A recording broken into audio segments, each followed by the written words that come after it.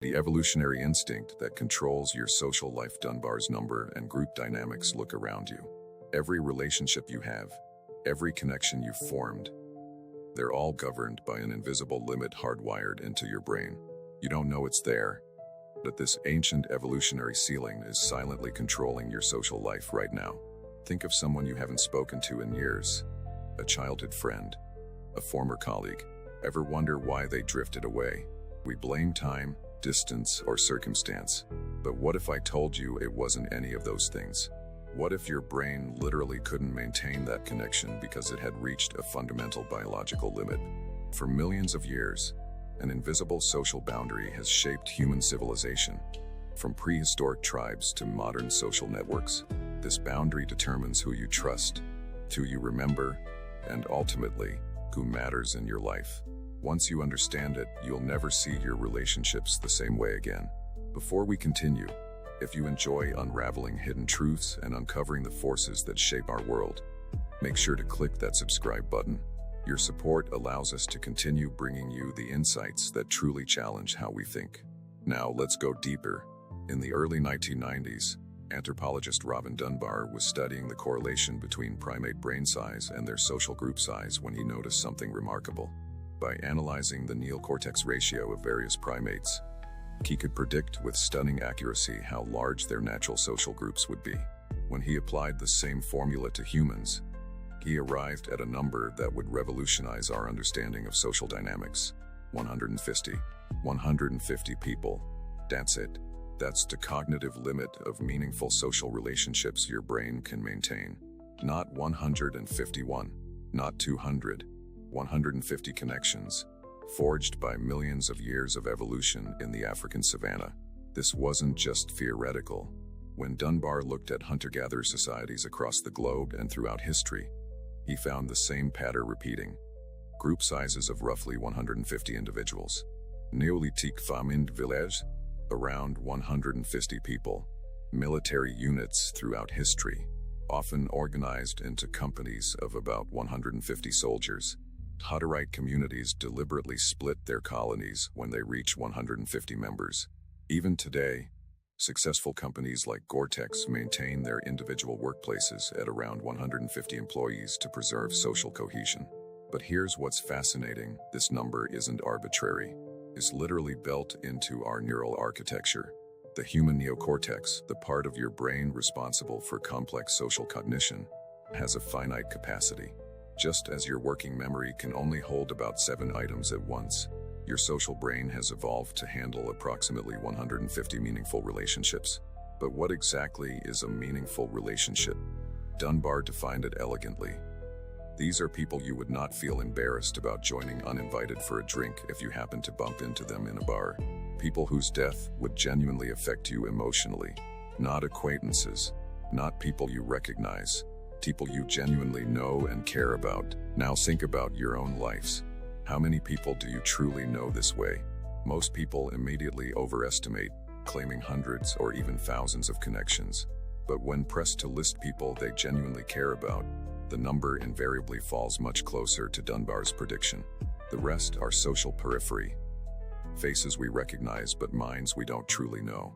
This pattern isn't limited to modern Western societies either. Anthropologists have documented similar social structures in indigenous communities from the Amazon to the Arctic, suggesting this isn't cultural, it's biological. When researchers examined personal address books from various cultures, they consistently found that people maintain about 150 active contacts, regardless of nationality, lifestyle, or technology access. This striking consistency speaks to something fundamental about our species. A universal constraint on our social cognition. Consider the Christmas card test, a method Dunbar used to validate his theory. He asked people to count how many Christmas cards they sent each year, finding that the average was around 150. This seemingly trivial holiday ritual reveals something profound about our social networks. We intuitively recognize the boundaries of our meaningful social world, even if we can't articulate why. But Dunbar's research revealed something even more profound. Those 150 connections aren't equal. They're organized in concentric circles of intimacy. layers of connection that diminish in emotional intensity as the circles widen. The innermost circle, your intimate support group, contains just 5 people, your closest relationships that provide emotional support during major life challenges. These are the people you can call at 3 a.m. during a crisis. Who comes to mind right now? Your partner? Parents? Best friend? Count them. Is it about 5? Beyond that lies a layer of 15 people, your sympathy group. These are close friends and family with whom you have regular contact, who would be deeply concerned if something happened to you. Move outward again to find 50 people, your close friends and family with whom you maintain regular but less frequent contact. And finally, the full 150, your entire meaningful social world. These layers aren't arbitrary. They follow a consistent pattern, with each circle approximately 3 times larger than the one before it. This ratio holds remarkably stable across cultures, across history, and across individual differences. It's a fundamental structure of human social organization, as ingrained in us as our ability to use language or tools. But these circles aren't static. They're dynamic, constantly shifting as relationships evolve. People move between layers, sometimes growing closer, sometimes drifting apart. What remains constant is not the specific individuals in each layer, but the size of the layers themselves. Your brain seems programmed to maintain these proportions regardless of who specifically occupies each position. Think about what happens when you move to a new city or start a new job. Initially, your social world contracts. You're separated from many of your established relationships. But over time, new people fill those vacant slots in your social circles. The structure rebuilds itself, like a biological imperative that cannot be denied. But here's where it gets unsettling. In the modern world, we're constantly bombarded with the illusion that we can transcend these limits. Social media platforms encourage us to collect hundreds or thousands of friends, a number that dramatically exceeds our cognitive capacity. We present a carefully curated version of ourselves to an audience far larger than our brains can meaningfully comprehend. Consider this. Studies of Twitter users have shown that regardless of how many followers someone has, whether hundreds or millions, they maintain stable, meaningful interactions with only about 100 to 200 accounts. The rest, they're essentially broadcasting into the void, speaking to faceless masses their brains cannot individually register. Facebook's own research confirms this pattern. While the average user might have 338 friends, they typically interact regularly with only 30 to 50 of them. Even more telling, when Facebook examined communication patterns, they found that most users send 80% of their messages to just 20 people, almost exactly matching Dunbar's predicted inner circles of 5 and 15 people. Even in virtual spaces, our evolutionary constraints assert themselves. The implications are profound. When we attempt to maintain social networks that exceed our cognitive limits, we experience what sociologists call social overload, a state of constant, low-grade stress from attempting to maintain too many relationships. This manifests as difficulty remembering details about acquaintances, anxiety about social obligations, and a paradoxical sense of isolation despite being more connected than ever. Think about the last time you scrolled through social media and saw a post from someone you barely remembered. That momentary discomfort, that fleeting guilt, that's your brain struggling against its evolutionary constraints, trying to process social information it wasn't designed to handle. There's a biological basis for this struggle. Maintaining relationships requires regular social contact, what anthropologists call social grooming. In primates, this is literal grooming. Chimps and bonobos spend hours each day picking through each other's fur, not just for hygiene but to build and maintain social bonds. Humans have evolved more efficient methods of social grooming: language, shared activities, even digital communication. But these still require time and attention. Dunbar estimates that humans typically devote 40% of their social time to the innermost layer of 5 people, and 20% to the next layer of 10. The remaining 40% is distributed among the other 135 people in our social world. This time allocation isn't conscious. It's an intuitive distribution that emerges naturally from our social behavior. But the story of Dunbar's number isn't just about limits. It's about the fundamental nature of human social organization, how we naturally structure ourselves into groups, communities, and societies. Throughout human history, whenever a group exceeds 150 members, it tends to naturally subdivide or develop formal hierarchies to manage the increasing social complexity. Let's look at businesses. Companies that grow beyond 150 employees typically experience a decline in employee cohesion and satisfaction unless they implement formal management structures. The informal, direct relationships that characterize small organizations can no longer support the group's functioning. Gore-Tex, recognizing this pattern, famously keeps its individual facilities to about 150 employees, even building new buildings rather than expanding existing ones when they approach this threshold. The military has intuitively recognized this pattern for millennia. From Roman centuries to modern military companies, the optimal fighting unit has consistently hovered around 150 soldiers. This isn't coincidence. It's the natural limit of how many people can maintain direct relationships, trust, and cohesion without formal structure. Beyond this size, soldiers begin to feel anonymous, unit cohesion weakens, and combat effectiveness declines. Or consider online communities.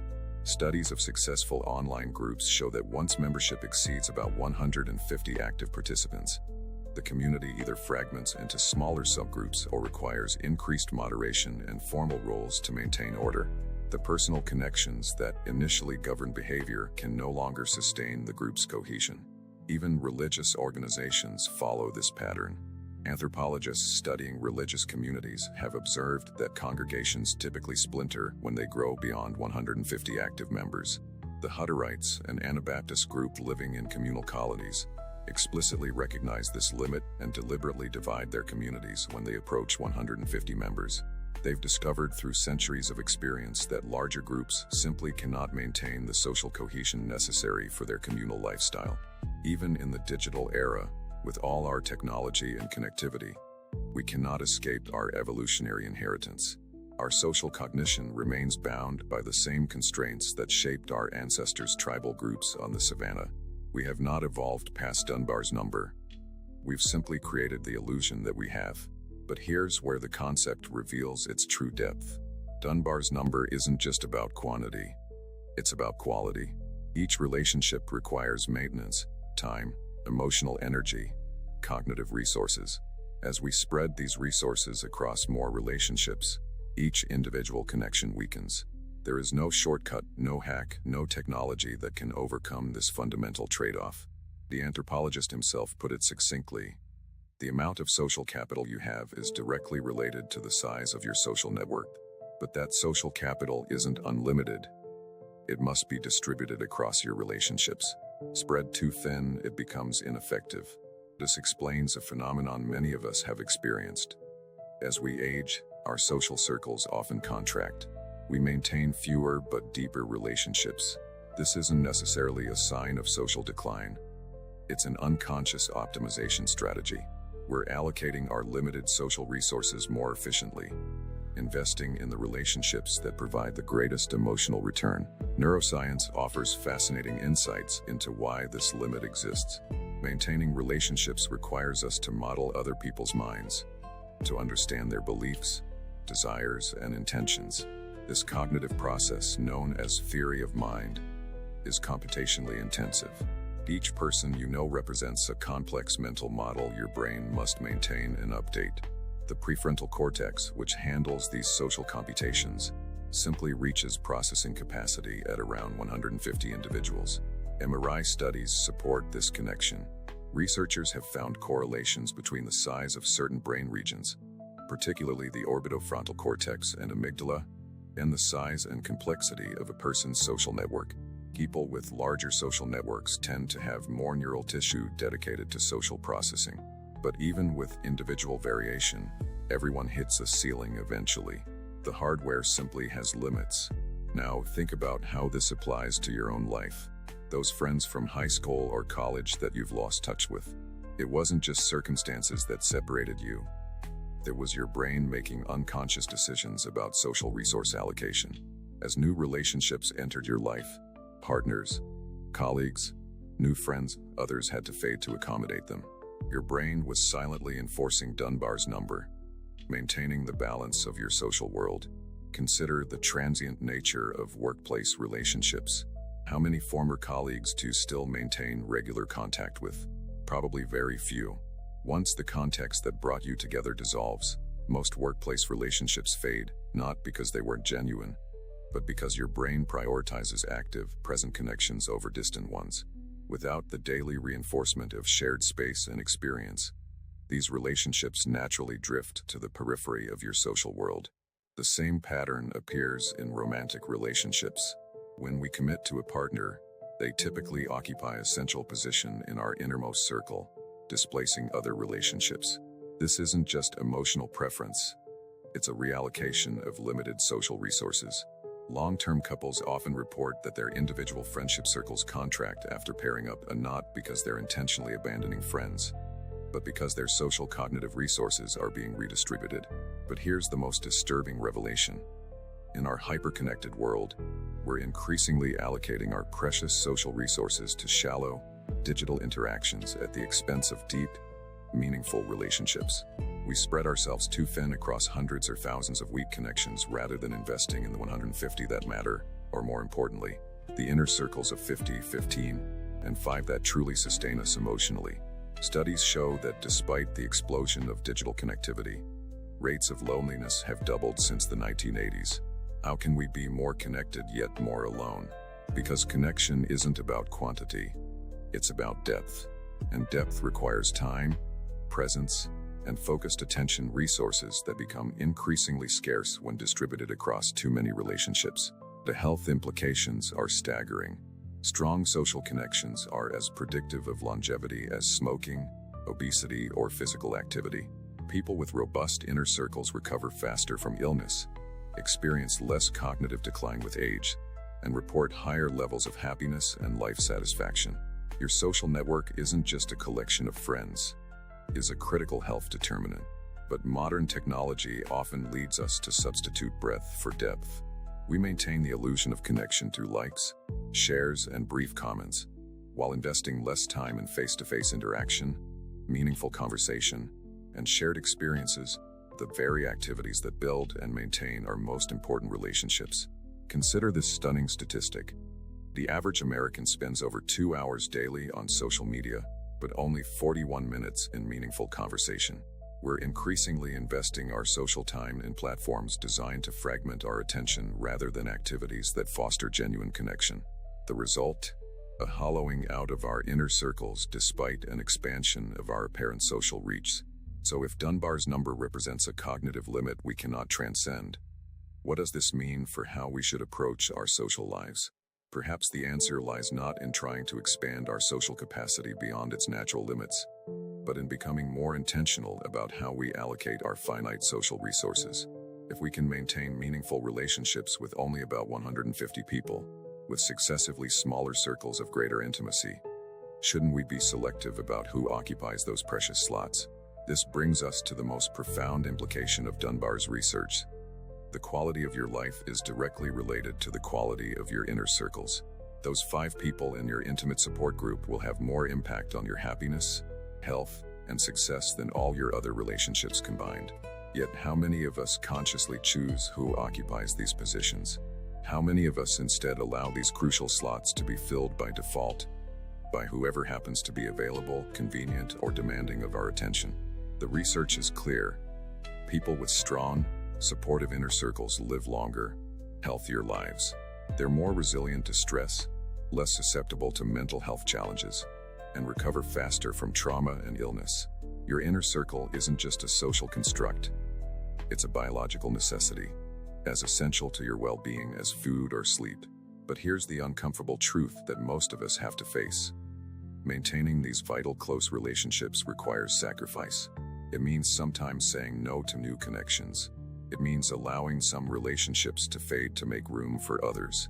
It means accepting our cognitive limitations rather than fighting against them. In a culture that celebrates more and more friends, more connections, more followers, embracing this limitation feels counterintuitive. But what if the path to a richer social life isn't through expansion, but through curation? What if true social wealth comes not from how many people you know, but from how well you know them? Think about it this way. Imagine your social energy as a finite resource. Like water in a canteen while crossing a desert. You can either sprinkle a drop on every person you meet, leaving everyone still thirsty, or you can give meaningful amounts to those who matter most. Evolution has designed your brain for the latter strategy. Perhaps wisdom lies in aligning with this design rather than fighting against it. Historical evidence supports this perspective. Looking at diaries, letters, and records from pre-industrial societies, we find people typically maintained about 150 meaningful relationships, just as they do today. But the distribution of social investment was different. People spent more time with fewer people, building deeper connections. The intimacy of these relationships often surprises modern readers accustomed to wider but shallower social networks. Consider how our ancestors spent their evenings, typically in extended conversation with the same small group of family and community members. Compare that to our modern habit of briefly engaging with dozens or hundreds of people online each evening. The quantity of interaction has increased dramatically, but the quality has often declined. There's wisdom in that ancestral pattern. Evolutionary psychologists suggest that our social cognition evolved primarily to manage our inner circles of the 5, 15, and 50 people closest to us. These relationships provided survival advantages: mutual aid, resource sharing, protection, emotional support. The outer circle of 150 represented the limits of our tribal group. People we knew well enough to trust, but not intimately. Modern life has inverted this natural proportion. We now devote increasing attention to the periphery of our social worlds: casual acquaintances, strangers with shared interests, celebrities, influencers, while often neglecting our inner circles. This redistribution of social attention runs counter to our evolutionary design and may contribute to rising rates of loneliness and social isolation. So what does this mean for you right now? It means taking an honest inventory of your social world. Who occupies your innermost circles? Are they there by choice or by circumstance? Are you investing your precious social resources in relationships that truly sustain you? Or are you squandering them across too many shallow connections? Modern life pulls us towards social breadth at the expense of depth. Notifications, feeds, messages, they all create the illusion of connection, while often undermining its substance. True connection requires presence, vulnerability, and time, commodities that become increasingly scarce when distributed too widely. Perhaps the most radical act in our hyperconnected age is to deliberately narrow our social focus, to invest deeply in fewer relationships rather than superficially in many, to accept that our cognitive architecture, shaped by millions of years of evolution, has limits we cannot transcend but can learn to work within. This isn't about social isolation, it's about social intention. It's about recognizing that meaningful human connection operates within constraints, and that working within those constraints rather than against them might be the path to a more fulfilling social life. Consider implementing what anthropologists call time-deepening practices, activities that foster connection through shared experience rather than mere communication, cooking together rather than texting, walking side by side rather than commenting on posts. These synchronous, multisensory interactions build relationship depth in ways that digital interactions simply cannot match. The pandemic offered an unexpected natural experiment in social prioritization.